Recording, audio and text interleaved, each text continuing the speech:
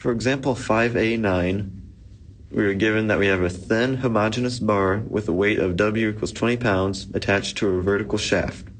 A moment of M equals 100 pound-inches is applied to the shaft with the bar at rest, and we are to determine the reaction force R at the bearings of the shaft.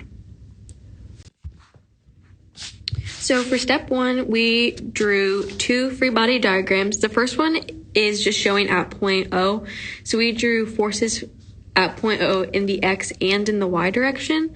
And then we also drew on our moment. And then for our second free body diagram, that is just our free body diagram for the point, our gravitational point. So we drew our forces for that in the X and the Y, and then we also have a moment of inertia drawn on there. And then for step 2, we just drew our coordinate system set up with how it typically is with X and the Y. For step 3, we start by summing the forces in the X direction, which equals the mass times acceleration at point G in the X direction, which is also equal to the forces at point O in the X direction. And likewise, we do the same with summing the forces in the Y direction. So therefore, OY equals the mass times acceleration at point G in the Y direction. And then the last thing we are summing is the moments. So the sum of the moments equals the moment of inertia at point G times the angular acceleration, which is equal to the moment M, which is given as that 100 pound-inch moment, plus this, which is the moment created by the offset from the shaft to the center of mass.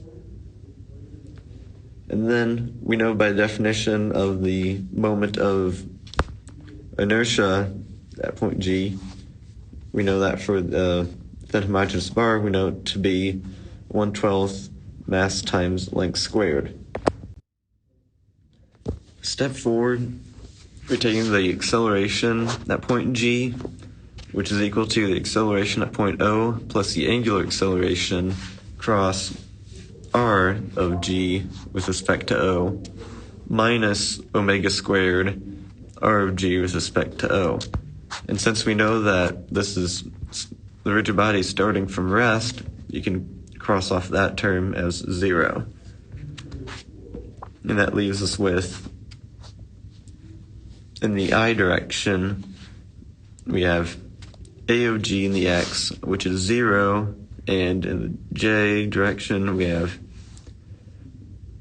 A of G in the Y direction equal to negative alpha times the distance from O to G. In step 5, it tells us to use the equation, the sum of F equals MA, but we did that in step 3 when we first were doing our sum of the forces in the X and the Y. So we're going to go ahead and go to step 6. So in step 6, what we are doing is the sum of the moment equation. So for this, we have the moment plus the force at point O in the Y direction times the distance from O to G is set equal to the moment of inertia at point G times angular acceleration. So for this, we're just going to be subbing in the breakdowns of the equations that we've figured out. So we can sub in the equation OY, which is the mass times negative angular acceleration times distance from O to G. And then we also know the moment of inertia at point G equation.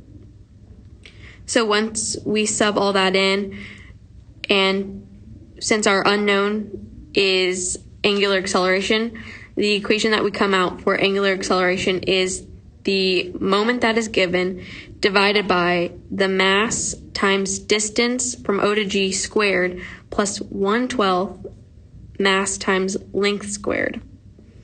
So, and then also we know how to find the mass even though we're given the weight. We just divide by the gravity in feet.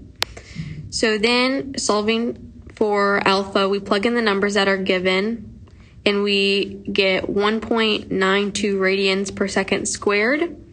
So with that given, we can sub in the alpha for the acceleration equation in the y direction. So we take that negative angular acceleration times the distance from O to G.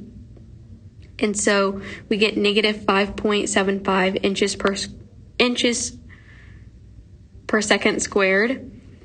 And then after finding the acceleration, then we can plug it into the force at point O in the y direction, which is the mass times the acceleration at point G in the y direction. And we get negative 3.75 pounds, which that tells us that our reaction force is 3.75 pounds in the y direction.